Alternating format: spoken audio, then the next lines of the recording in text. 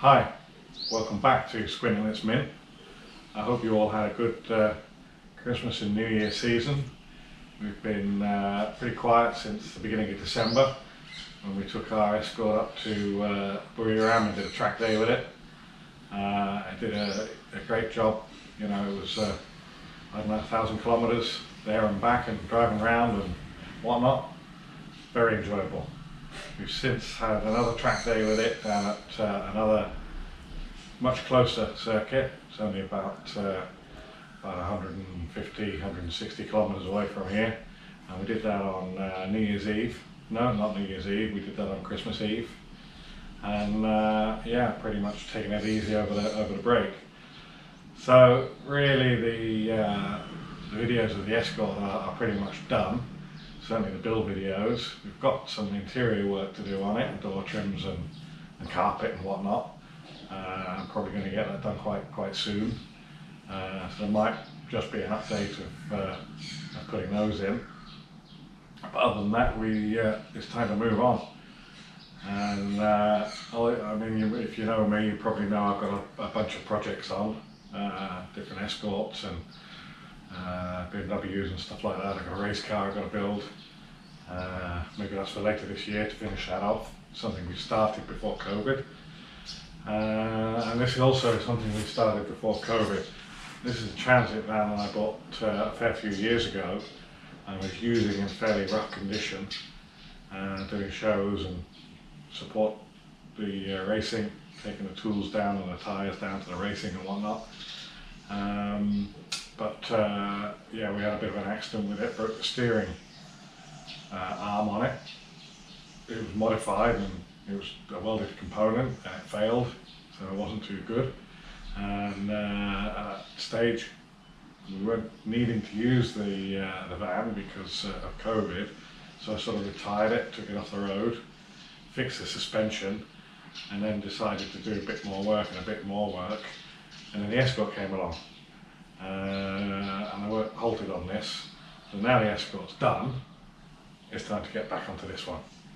So while I've been talking, there's been some videos, not videos, some pictures up of bits and pieces that we've done in the past, because, like, you know, when I first got it, it was I don't know, it was almost like a camper van. It was carpeted, it had wood panels in it, you know, insulation, stuff like that, but it was also damp in there, so I ripped out the interior, and the dash was all covered in carpet, so I ripped all that off and painted that.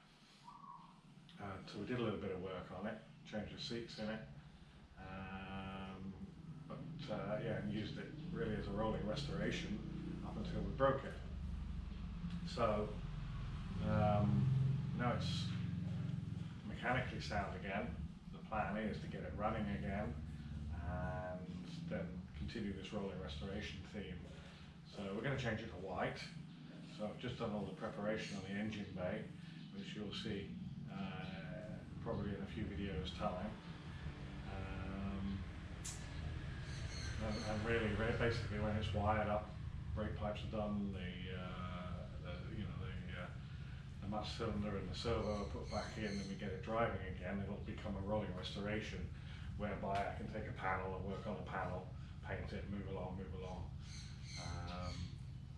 Yeah, so this really is an introduction to the new project. So really enjoy part one. So thanks for watching again. Enjoy.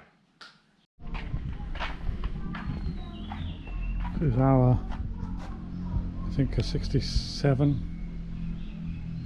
long wheelbase high roof Transit. It's the first one with the vents in the top, apparently makes it a pre-facelift. Before the facelift, did they call it a pre-facelift though? I'm not sure. So,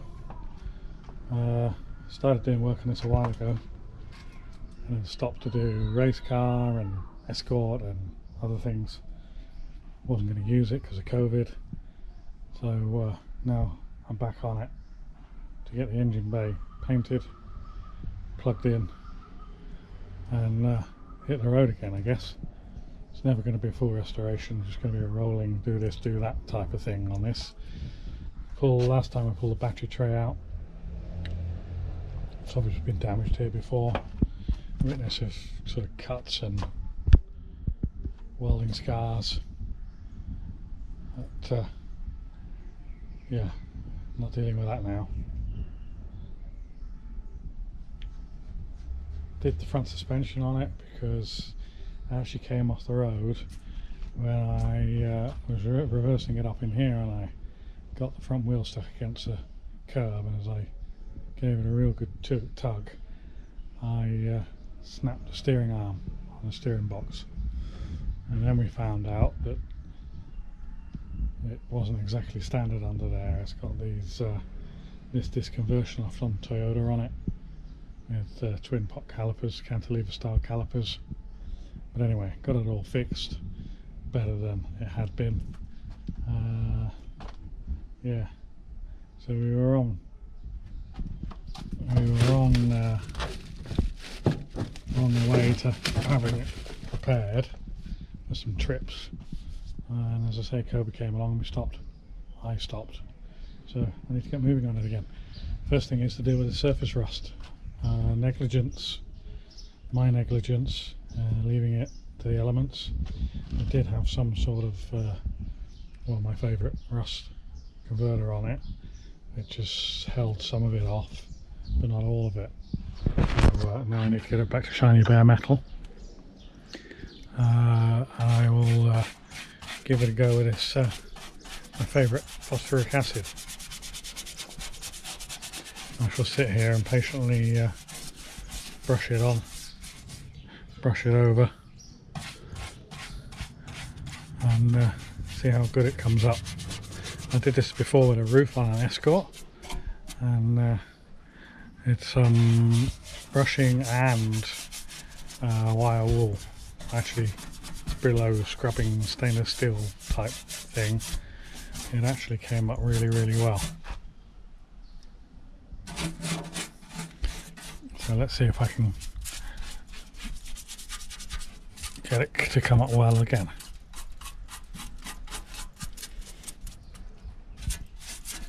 Alright, well, I'll update you shortly. Hopefully you'll see some shiny metal.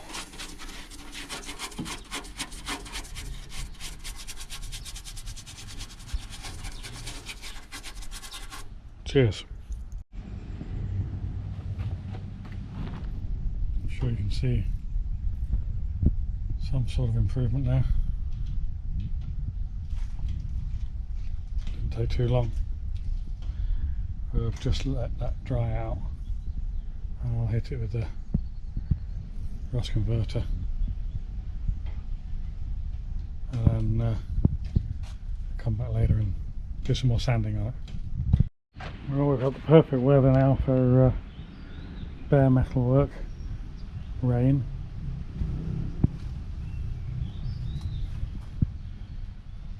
We've got most of the scaly stuff off, and treated it again with the rust converter.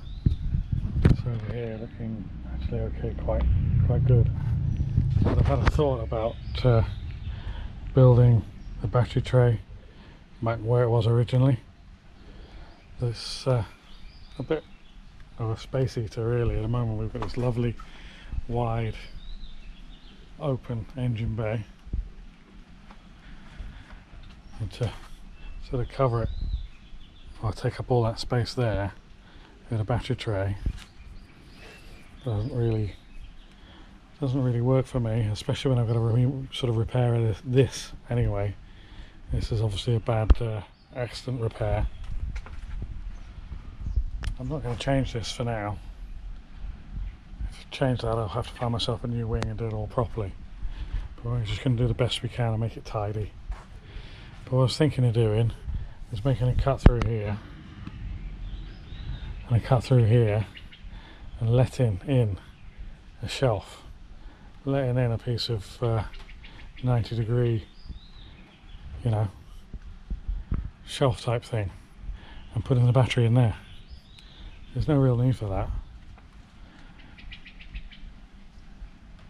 going to be no weaker with a cutout in it, and I can use a good gauge steel on it and weld it in there. That'll actually save me having to mess around with this a lot. It's not going to hit the wheel, it's not going to have any effect on anything really. So that's the way I'm thinking at the moment, that I'll do that. So I'll measure out the battery and draw up a template to order the metal, because I don't have, this is quite a thick gauge, I'm not sure what it is. I don't know what it is, 16 or something like that. I'll measure it and find out, but I'll get a suitable, I've only got 1mm 20 gauge here, so get it cut and bent to get the 90° done on a press brake.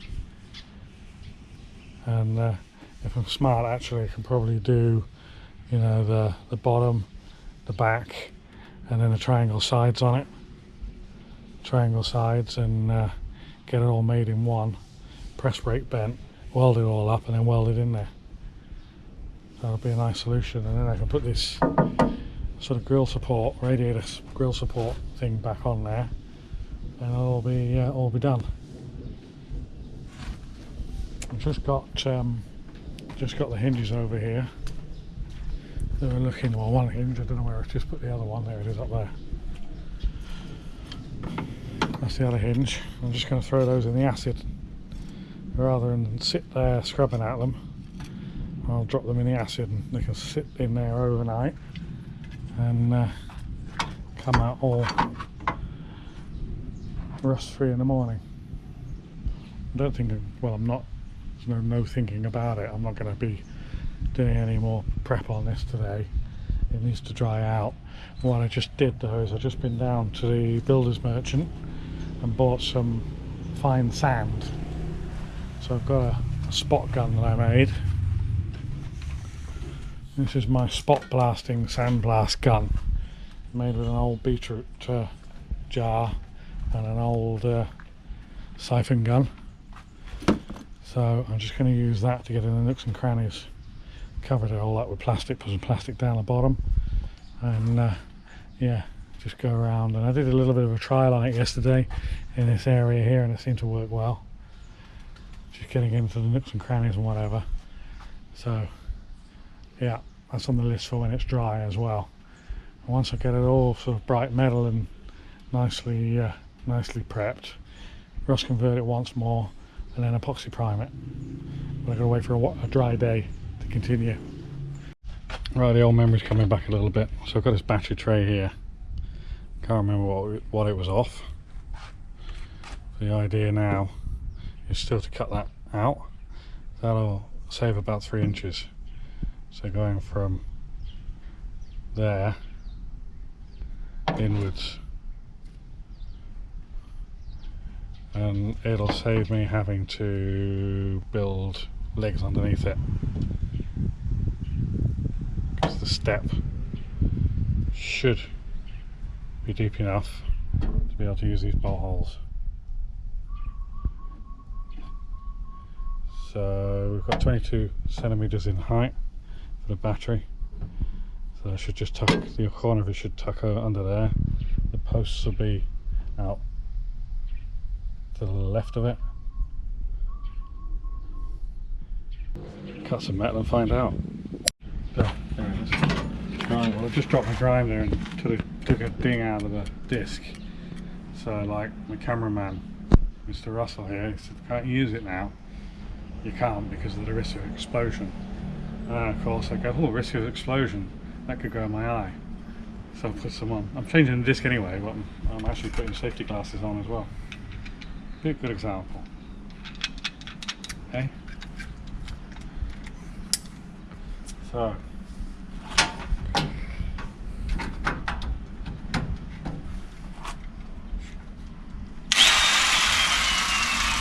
that is that. I'm going to take this out. If I can find a screwdriver.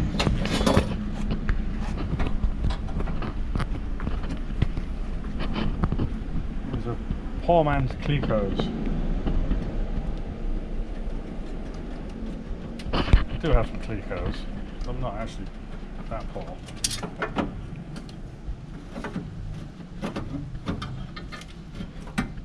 Right.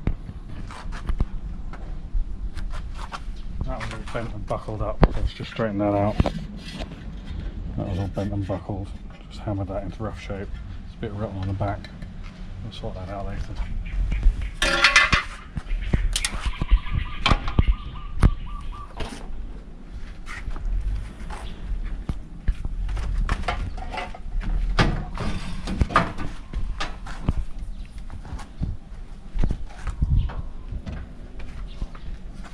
Bit of a funny angle this.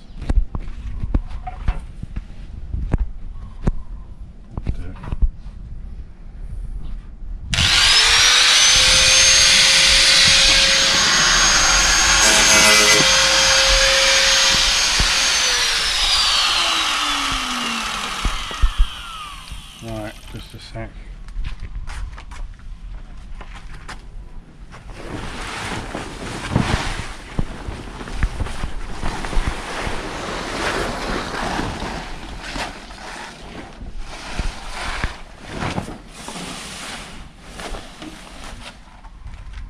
I have any metal shite in my screen.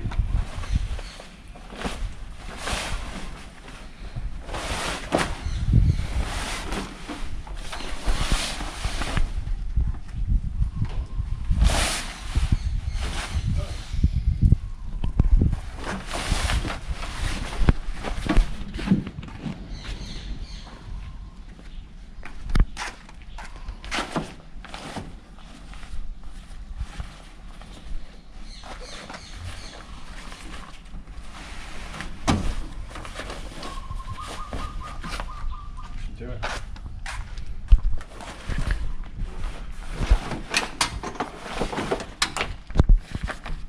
Right, try it again.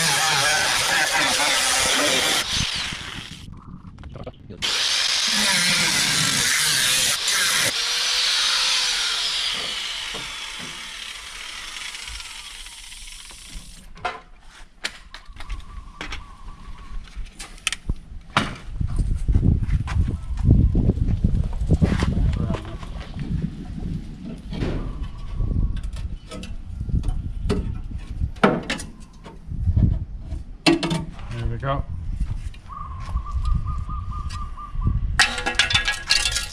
Keep that in case I want to weld it back.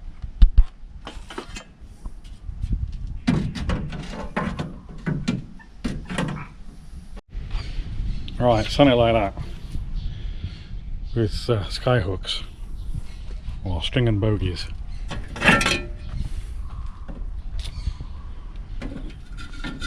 A bit of clearing on the inside of that to do, but not much at all. Take that top corner out a bit more. Yeah, take the top corner out to meet here.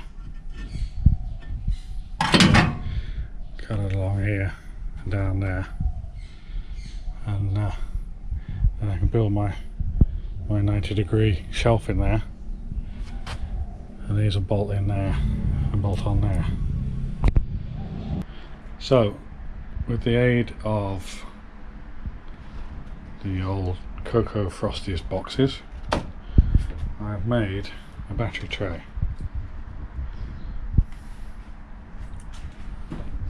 Got a little bit long on this top edge just in case I want to fold it over. And the idea is that sits in there. a little bit long here, and that's because I want it to fit. So I'm confident that the shape's alright. So I'm not actually going to cut that out until I've made the metal version. And then this is, I guess, the shelf for it. And this is the tray.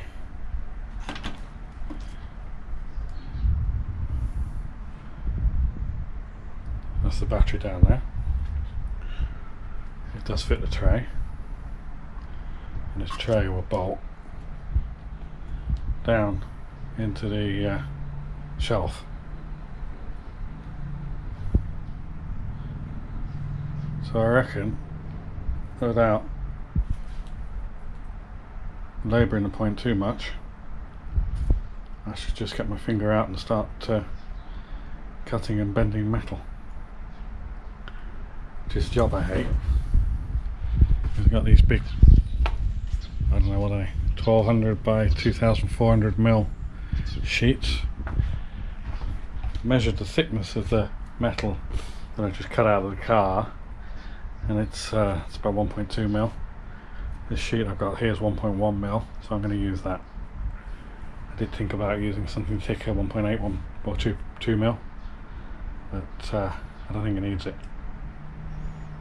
And what I'm probably going to do first, and I've made an allowance for it, is actually bend a lip up here. So a bit more of a cut in there and in there, and then build a flange up. And then I can probably spot weld through that flange from the shelf to make it nice and solid, because I'm not going to be able to weld the back of it, can't get the torch in there. And I should do the same here, I think. It's just bend that down. I'm going to use a trick that I have to remember the guy's channel, Carter Auto Restyling, I think, a guy called Kyle Carter, and he uses what he calls is an all 16ths, which is basically a big adjustable spanner. So I'm going to use one of those, all 16ths, probably put a piece of metal inside it to limit the travel, or limit the depth, and then we'll start bending that up, and then use a hammer and dolly to finish it off. But I've got enough.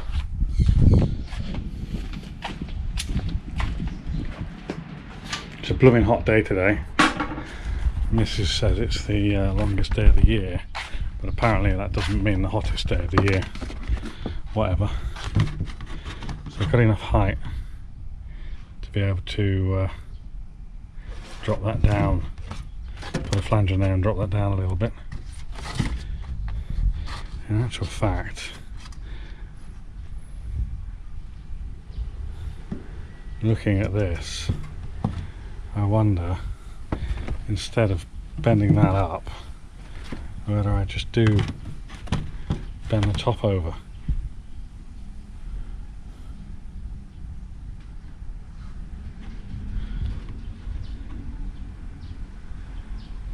Yeah, six one and a half dozen of the other. I could sort of get it in there and bend this top over and then weld along the top edge. That would allow me to do it a more solid construction. I'll have to think about that, and you'll see what I decide.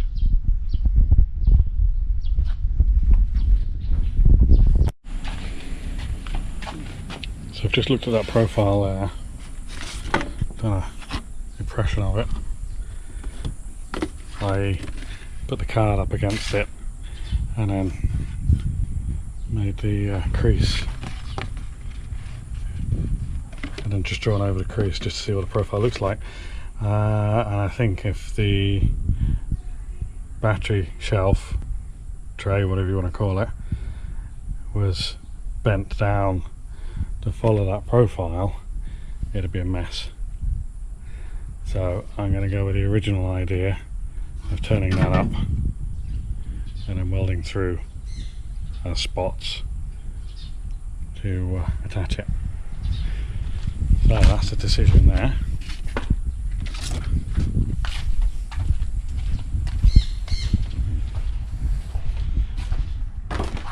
I'm just going to trim this battery tray down. I don't know, what's that, 3mm there, another 3mm there, 6mm. So that'll allow me to gain a little bit of space here, make the battery tray shorter because it's a little bit tight on the car. Right, so this end's trimmed and that end's trimmed. Now I've got about 1 centimetre of gap here that I can reclaim. So just do a little tweak on the model and that probably will be enough.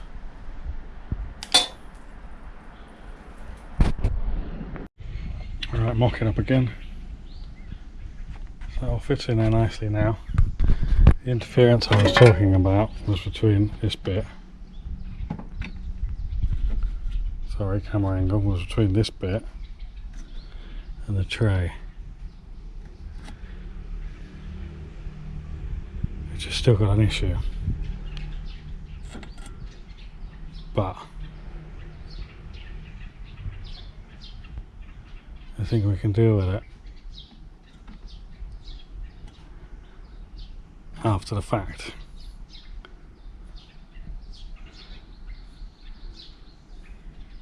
Because that can trim down, that can go level down there, but I'm not going to cut that now. Use the material that's on there to get the leverage to get a good bend on it. If I make the template small here now, then it'll be a mess to bend. So we leave it as it is. We'll bend it all up in shape now, and then we can poor man's Clico it into place, and then work out what to do with this piece.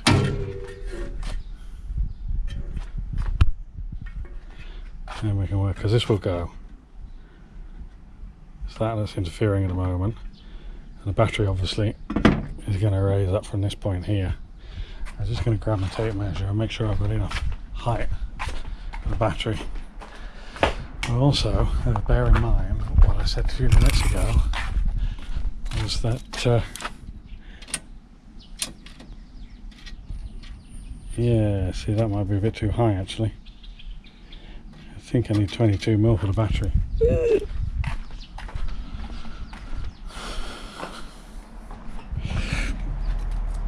Well, with the terminals it's 24.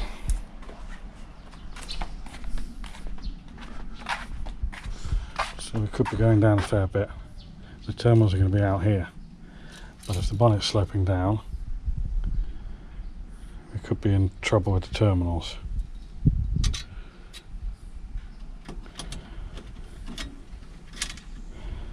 I think I've got to make it into metal, and it could be a blessing in disguise, and it could be that I planned it all. So I'm not going to do that bend yet. What I'm going to do is make the tray out of metal, make it so that I can actually put the battery on there, put the bonnet on there, and get my head under there and check all the clearances. And then we can bend the flanges over and weld it in. Okay. I tell you, making this video actually makes you think about things a bit more, rather than just rushing ahead doing it and then go, oh, I didn't think about that. I'm talking about it, giving you guys an explanation, and allowing me to clear it in my head and do it maybe better first time. Right, just marked up roughly. So I'm not pulling a whole sheet of metal out just to cut that tab off. So roughly mark that up. got the Don Ching shears out, which is a rare occasion. I should just, I don't have a small child with me, so I can't video and Don Ching it at the same time, but trust me, it'll be momentarily, you're not missing much.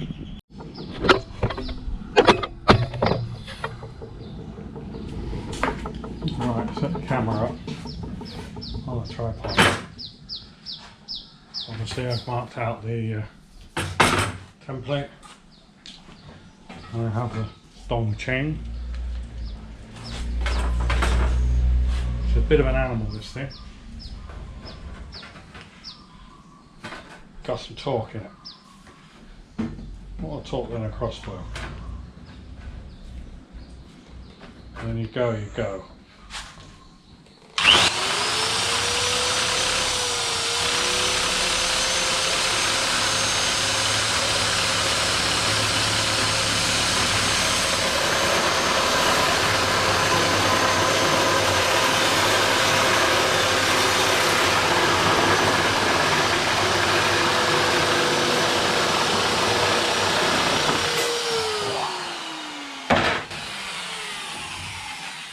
A bit wiggly at the end, but it doesn't really matter because that's scrap. There's a bend line, that's a bend line. You have to be fully committed when this goes off. It just kicks.